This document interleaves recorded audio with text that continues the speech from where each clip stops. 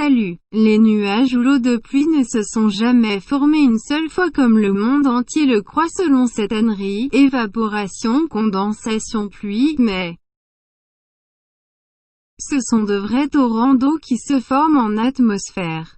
Et comment? Voilà. Premièrement, les molécules d'eau ou l'eau à l'état gazeux se confrontent lors de son ascension au rayonnement solaire ultraviolet qui la décompose carrément en corps gazeux simple et libre.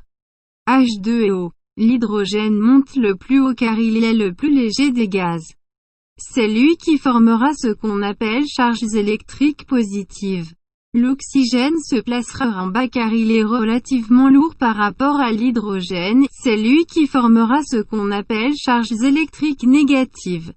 Deuxièmement, les courants d'air ascendant et descendant constituent deux forces mécaniques qui s'opposent ou qui se repoussent. Le volume d'air compris entre ces deux forces mécaniques est comprimé donc il chauffe comme dans un moteur diesel. Tous les gaz présents dans cette zone de compression s'ionissent par agitation et frottement qui engendrent de la chaleur. Troisièmement, à un taux de compression engendrant une chaleur suffisante, l'hydrogène brûle dans l'oxygène comme dans un moteur diesel, c'est la compression qui déclenche la combustion du gasoil.